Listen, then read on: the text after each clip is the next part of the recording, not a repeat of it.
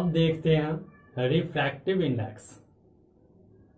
Refractive index और optical density अगर देखा जाए तो दोनों एक ही तरीके से है, एक दूसरे से रिलेटेड है और बहुत इंपॉर्टेंट है। रिफ्रैक्टिव इंडेक्स क्या है? इससे जुड़ा हुआ एक स्नेल्स लॉ भी है जो second law of refraction of light के अंदर आता है, उसको भी पढ़ेंगे बाद में, पहले इसको देख लेते हैं। रिफ्रैक्टिव इंडेक्स, सबसे पहले तो रिफ्रैक्टिव इंडेक्स को म्यू से या फिर एन से डिनोट किया जाता है। म्यू जो माइक्रोवाल आप पढ़े हैं 10⁻⁻⁶, तो इसका वैल्यू नहीं समझेंगे कि 10⁻⁶ है, बस समझेंगे कि ये म्यू है। म्यू किसको डिनोट करता है? रिफ्रैक्टिव इंडेक्स को यहाँ पे, या फिर सिंपल सा एन। क्लियर है? ठीक, ये है क्या सो समझिए। तो देखिए हमने लिखा है कि मीजर ऑफ, क्या? Measure of bending of light ray when passing from one medium to another medium. Refraction के अंदर आपने पढ़ा है कि जब जब मीडियम चेंज होता है, मतलब लाइट रे एक मीडियम से पास कर दूसरे मीडियम में जाता है, तो लाइट रे का जो पाथ है वो चेंज होता है, वो बेंड कर जाता है। इसका मतलब रिफ्रैक्टिव इंडेक्स क्या शो करता है? ये बताता है कि वो कितना एक्चुअल में बेंड करेगा, वो उसका मेजरमेंट है, मेजर करता है कि कितना बेंड करेगा। मतलब अगर रिफ्रैक्टिव इंडेक्स ज्यादा होगा तो वो ज्यादा बेंड करेगा। आप समझ पा रहे होंगे कि ऑप्टिकल डेंसिटी में भी ऐसा ही कुछ था। ऑप्टिकल डेंसिटी में भी था कि ऑप्टिकल डेंसिटी ज्यादा तो बेंड ज्यादा, देन बेंडिंग कितना? ज्यादा।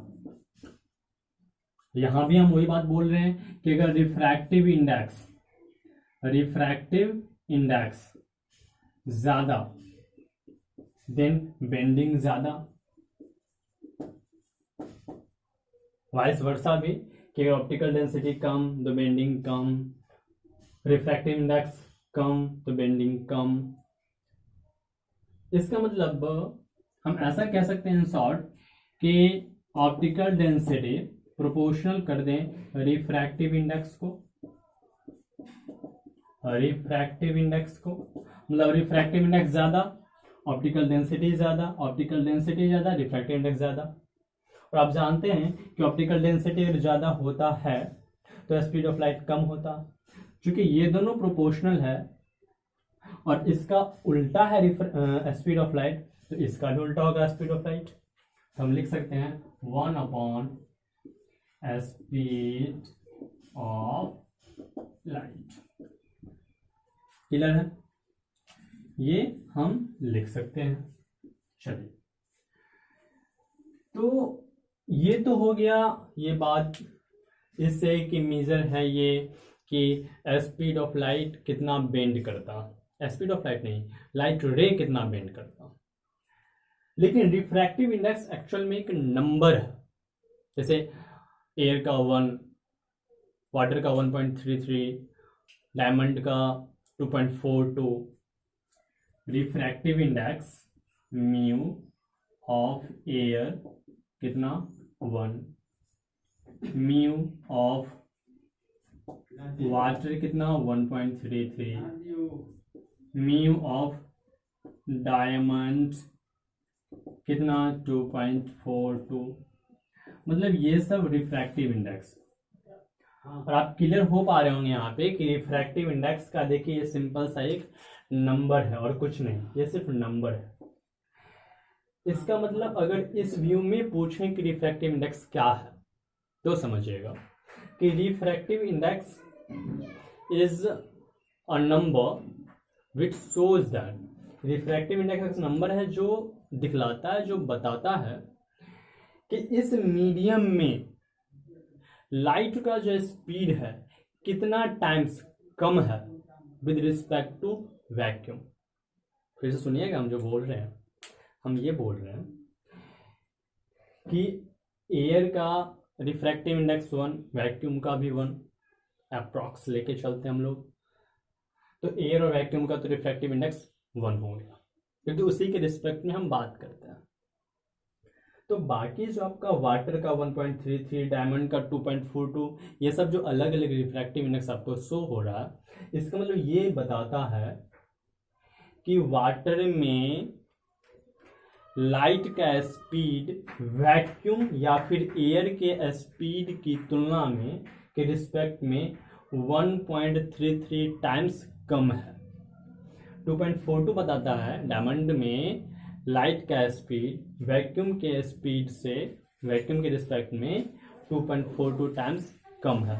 मतलब जितना ज़्यादा रिफ्रैक्टिव इंडेक्स होगा ये शो करेगा कि वैक्यूम के रिस्पेक्ट में उसका स्पीड कितना गुना कम है। क्लियर है? इसलिए हमने लिखा है कि ऑप्टिकल डेंसिटी प्रोपोर्शनल है रिफ्रैक्टिव इंडेक्स का, और ये इनवर्सली प्रोपोर्शनल है स्पीड ऑफ लाइट का। मीन कि अगर ऑप्टिकल डेंसिटी ज़्यादा होगा, रिफ्रैक्टिव इंडेक्स ज़्यादा होगा, तो स्पीड ऑफ लाइट ओवरऑल कम होगा। क्लियर है? तो रिफ्रैक्टिव इंडेक्स कैसे फाइंड आउट करते हैं, कैसे निकालते हैं, सारे मीडियम का, अलग अलग मीडियम का, ये आगे समझेंगे। हाँ, इसमें एक और दूसरे टर्म में भी हम दूसरे लैंग्वेज में भी इसको एक्सप्लेन कर सकते हैं कि रिफ्रैक्टिव इंडेक्स को दूसरे तरीके से ऐसे भी कह सकते हैं कि ये एक रेशियो है। किसका रेशियो है? तो speed of light in the vacuum to the speed of light in that medium, जिसका भी निकालना। जैसे कि अगर बोले refractive index, then refractive index क्या होगा? तो refractive index is the ratio, refractive index is the ratio of speed of light in vacuum to the, refractive index is the ratio of speed of light in vacuum to the speed of light in material। जिस material की हम बात करते हैं, जिस भी material का हमको रिफ्रैक्टिव इंडेक्स निकालना होता है, उसमें हम देखेंगे कि लाइट का क्या स्पीड है और वैक्यूम में लाइट का क्या स्पीड है। उस दोनों का रेशियो हम फाइंड आउट करेंगे, तो वही हमारा रिफ्रैक्टिव इंडेक्स निकल जाएगा। किसका? तो इस मटेरियल का। जिस किसी मटेरियल का हमको रिफ्रैक्टिव इंडेक्स निकालना है, उस मटेरियल में देखेंगे कि स्पीड क्या है लाइट का, और उससे डिवाइड कर देंगे किसको? स्पीड ऑफ लाइट को। किसमें? जब वैक्यूम में हो। इन शॉर्ट अगर इसको हम लिखना चाहें और आगे, तो रिफ्रैक्टिव इंडेक्स आपको पता है कि एन या फिर म्यू से डिनोट कर सकते हैं, करते हैं। तो चलिए हम यहाँ पे म्यू लिखते हैं। तो म्यू इज इक्वल टू क्या हो जाएगा? Speed of light in vacuum. और आपको पता है किसको क्या लिखते हैं? सिंपल सा सी, कैपिटल सी। और अगर हम बोल दें कि speed of light in material को v से डिनोट करें, तो हम ऐसे लिख सकते हैं short, where c is the speed of light in vacuum and v is the speed of light in material. यहाँ पे हम कर देते हैं c, यहाँ पे कर देते हैं c, और यहाँ पे कर देते हैं v। क्लियर है? तो और अगर हम आगे लिखना चाहें, तो आपको पता है कि C फिक्स्ड होता है हमारा वैक्यूम एयर के लिए। तो micro mu is equal to C 3 × 10⁸ upon V। This is the required formula to find the refractive index of any material. तो जिस किसी का रिफ्रैक्टिव इंडेक्स निकालना होगा, उसका हम उसमें लाइट के स्पीड से हम डिवाइड कर देंगे 300/8 को। जैसे एग्जांपल हमको फाइंड आउट करना है रिफ्रैक्टिव इंडेक्स ऑफ, किसका ले लो? ले लेते हैं ग्लास का, ग्लास। तो हम क्या करेंगे, 3 इंटू 10⁸ डिवाइडेड बाय ग्लास का कितना होता है, ग्लास में लाइट का स्पीड 2 इंटू 10⁸। क्लियर है, दिख पा रहा होगा आपको। इस दोनों को कट कर दीजिए तो कितना हो गया, 3/2 इज इक्वल टू 1.5। तो आपको पता है कि 1.5 is the refractive index of glass. तो ये एक तरीका है कि रिफ्रैक्टिव इंडेक्स एक नंबर है जो ये शो करता है किसी मटेरियल का कि उसमें लाइट का स्पीड वैक्यूम में लाइट के स्पीड से कितना गुना कम है। तो आप इसको याद रखेंगे। अब हम आगे पढ़ेंगे कि रिफ्रैक्टिव इंडेक्स कितने तरह के होते हैं। बेसिकली दो तरह के होते हैं, एक एब्सोल्यूट रिफ्रैक्टिव इंडेक्स और दूसरा रिलेटिव रिफ्रैक्टिव इंडेक्स। क्या है इसको पढ़ते हैं, तब तक आप इसे नोट डाउन। तो रिफ्रैक्टिव इंडेक्स, रिफ्रैक्टिव इंडेक्स को हम डिवाइड करते हैं दो पार्ट के अंदर। कौन कौन सा दो पार्ट, एक पहला एब्सोल्यूट रिफ्रैक्टिव इंडेक्स और दूसरा रिलेटिव रिफ्रैक्टिव इंडेक्स। क्लियर है। तो एब्सोल्यूट रिफ्रैक्टिव इंडेक्स और रिलेटिव रिफ्रैक्टिव इंडेक्स दो अलग अलग टाइप हो गए। तो मैं आपको बता दूं कि जब तक कोई ये ना बोला जाए कि ये रिलेटिव रिफ्रैक्टिव इंडेक्स है, तब तक आप रिफ्रैक्टिव इंडेक्स को ही एब्सोल्यूट रिफ्रैक्टिव इंडेक्स समझेंगे। मतलब इन शॉर्ट हम क्या दें, तो रिफ्रैक्टिव इंडेक्स और एब्सोल्यूट रिफ्रैक्टिव इंडेक्स एक ही समझेंगे तब तक जब तक कि ये ना बोला जाए कि ये रिलेटिव रिफ्रैक्टिव इंडेक्स है। क्लियर। तो आखिर ये दोनों है क्या, तो इसको समझने के लिए हम ऐसे समझते हैं कि मान लीजिए यहाँ पे दिख पा रहा, ए कोई ट्रेन है, बी कोई ट्रेन है। ए का जो स्पीड है 100 kilometre per our, okay. B का जो स्पीड है वो 60 किलोमीटर पर आवर। तो ये इसका एक्चुअल स्पीड है, ये इसका रियल स्पीड है कि ए ट्रेन जो जा रही है वो 100 किलोमीटर प्रति घंटा जा रही है, बी जो जा रही है वो 60 किलोमीटर प्रति घंटा जा रही है। ये इसका एक्चुअल है। तो यही इसका हो गया एब्सोल्यूट स्पीड। अगर पूछा जाए कि स्पीड ऑफ ए कितना, तो 100 किलोमीटर पर आवर, या फिर एब्सोल्यूट स्पीड ऑफ ए कितना, तो 100 किलोमीटर पर आवर।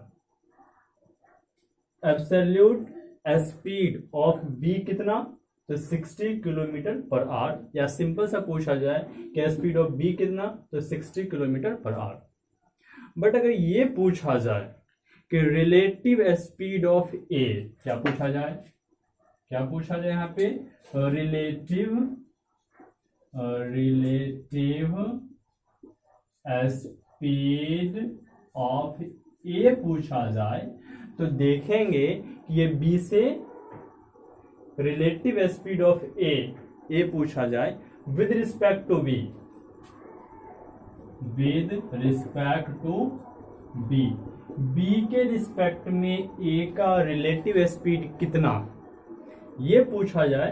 तो देखिए एक ट्रेन तो 100 से जा रहा है, दूसरा 60 से जा रहा है, तो इस दोनों के बीच स्पीड का कितना गैप है, कितना डिफरेंस है, तो 40, 100 minus 60 is equal to 40 kilometre per our.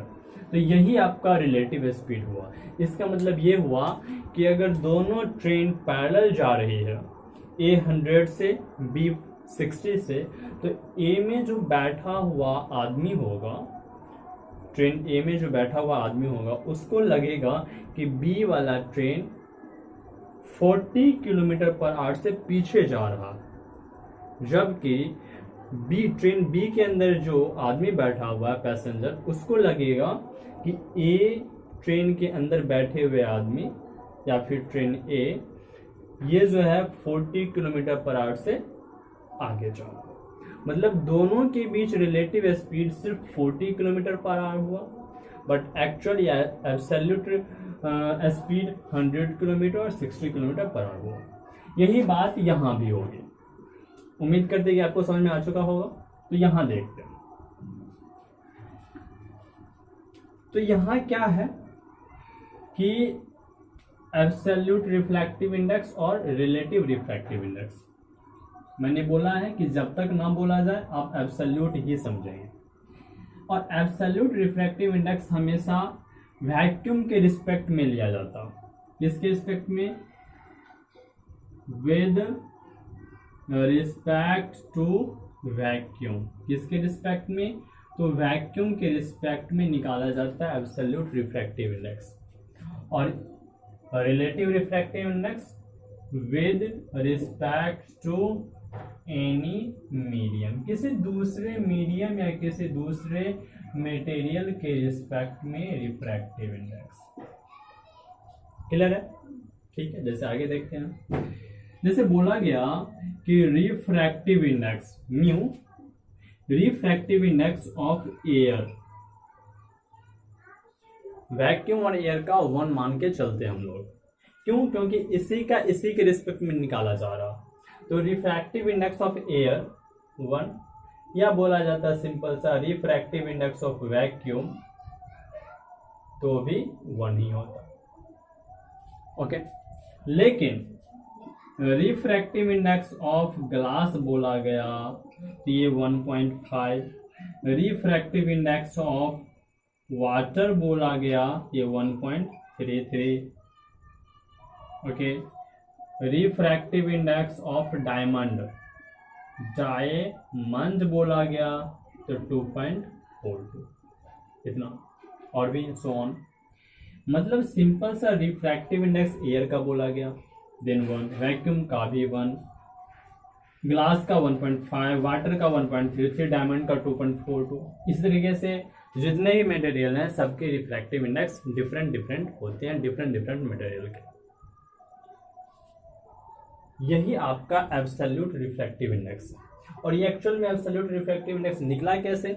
वही फॉर्मूला से। सिंपल सा फॉर्मूला कौन सा था हमारा? तो फॉर्मूला था mu is equal to C upon V से।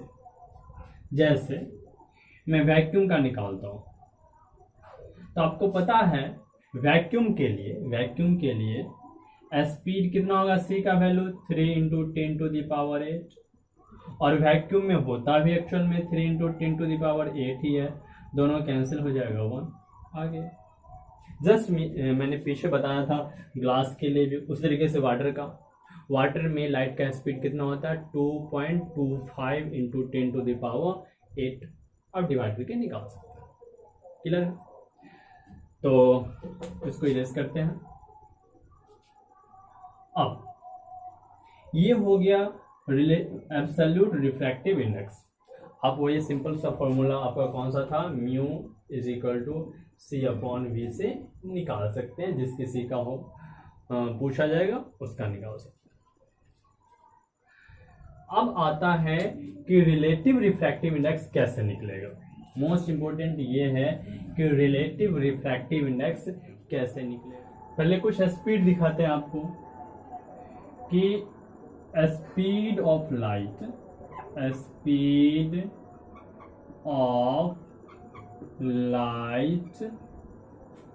इन वैक्यूम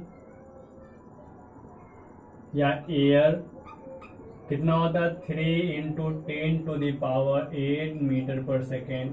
मैं बार बार लिख रहा हूं, बहुत इंपॉर्टेंट है इसलिए। स्पीड ऑफ लाइट इन किस में लेके चले हम?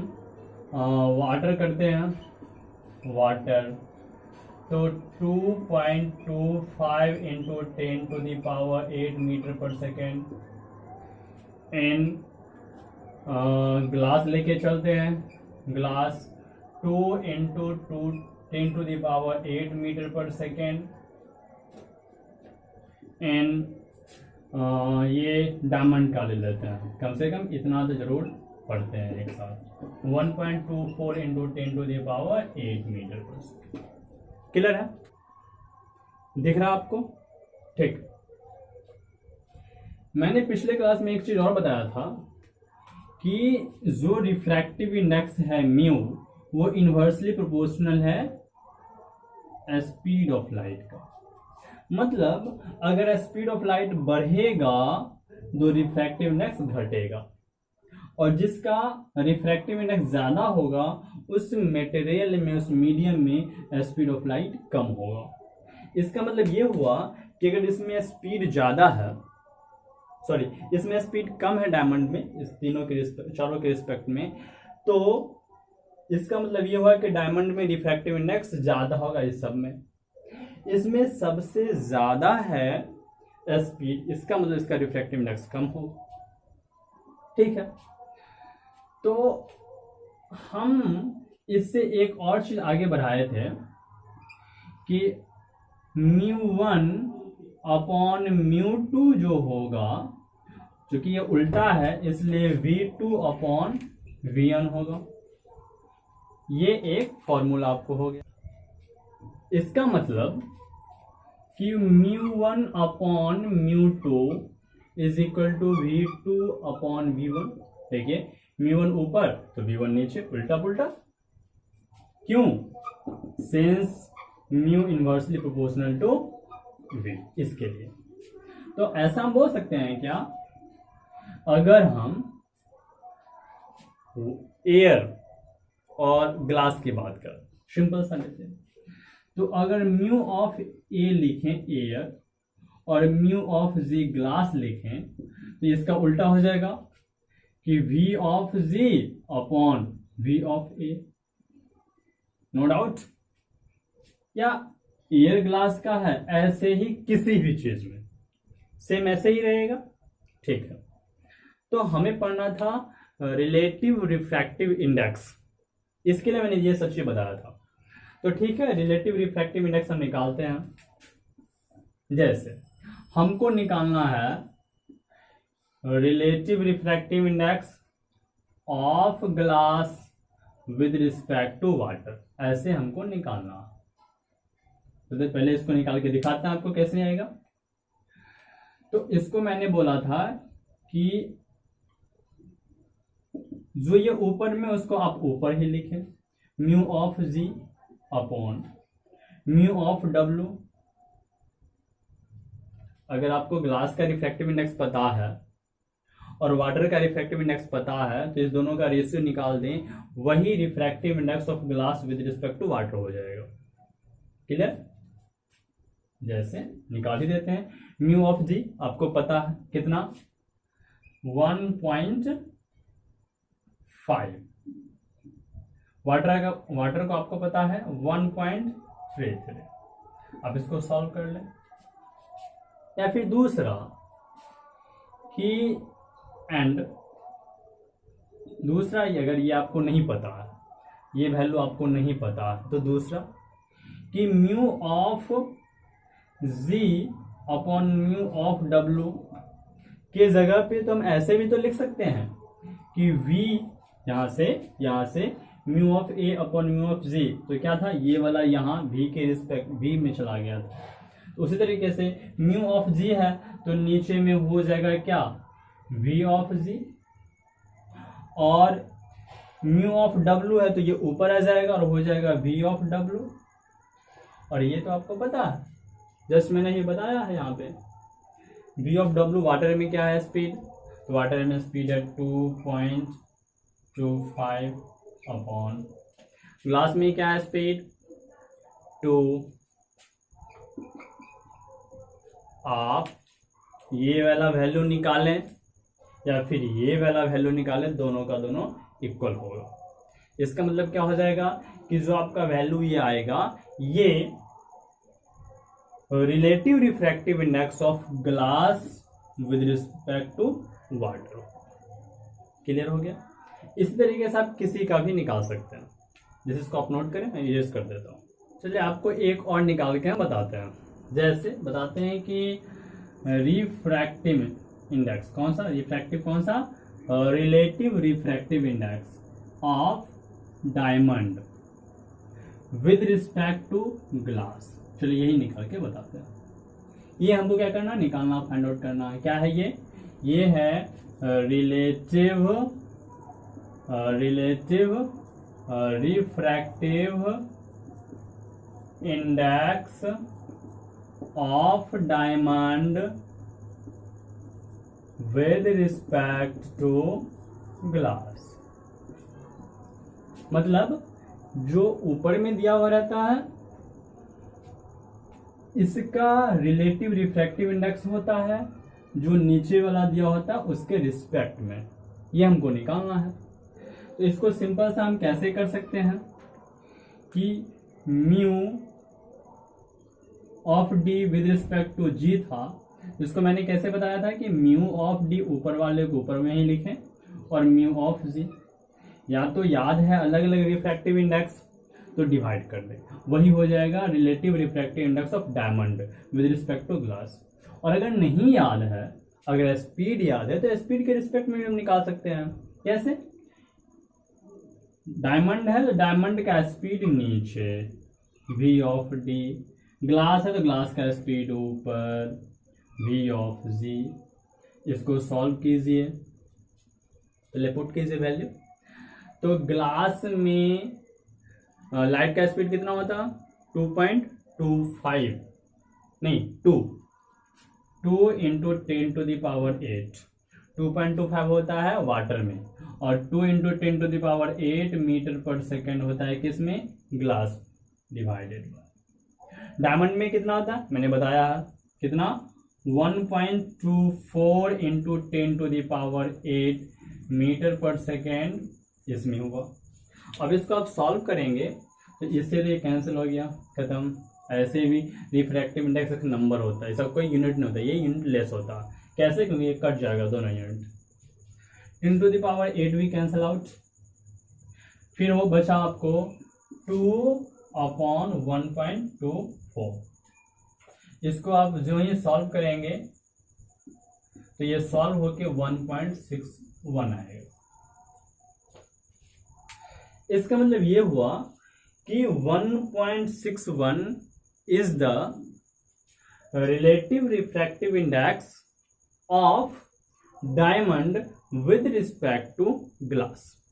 इसी तरीके से जिस किसी का बोलेगा, जिस किसी के भी रिस्पेक्ट में आप आसानी से निकाल सकते हैं। सिंपल सा, या तो उस दोनों का एब्सोल्यूट रिफ्रैक्टिव इंडेक्स आपको पता हो तो सिंपल सा डिवाइड कर दीजिए, और अगर नहीं पता है तो इस मीडियम में लाइट का क्या स्पीड होता है उसके रेसिप्रोकल करके डिवाइड कर दीजिए, वो आंसर आपका हो जाएगा उस मीडियम का रिलेटिव रिफ्रैक्टिव इंडेक्स। मुझे उम्मीद है कि आपको ये सारे चीज समझ में आ गए होंगे। तो ठीक है, आप कुछ निकालेंगे, जैसे होमवर्क दे देता हूं कि relative refractive index of glass निकालना है विद रिस्पेक्ट टू वाटर। नहीं बनेगा या बनेगा, जैसा भी होगा आप कमेंट सेक्शन में नीचे लिख देंगे, मैं देख लूंगा कि क्या प्रॉब्लम है, वो भी आप लिख सकते हैं। Relative refractive index of water with respect to glass 2 हो गया। तीसरा कि relative refractive index of glass with respect to diamond, relative refractive index of diamond with respect to water, ये 4 आप ये 4 बनाइएगा। इसको बनाने का तरीका या तो आप यहां से बना सकते हैं इस वाले का यूज करके, या इस वाले का यूज करके, और आपको इस सब में सबका एब्सोल्यूट रिफ्रैक्टिव इंडेक्स मैंने पहले ही लिखा दिया, समझा दिया। और सारे मीडियम में, लगभग सारे मीडियम में ये 4 जो मीडियम है, इस मीडियम में स्पीड भी मैंने बता दिया। तो आपका रिलेटिव रिफ्रैक्टिव इंडेक्स और एब्सोल्यूट रिफ्रैक्टिव इंडेक्स पूरी तरीके से कंप्लीट हो चुका है, जिसमें वैल्यू कैसे फाइंड आउट करते हैं, कैसे होता है, इसका यूज भी बहुत सारा जगह पे है, लेकिन आपको निकालने आ गया। अब अगले टर्म, कुछ जो टर्म बचे हैं अगले क्लास में पढ़ेंगे।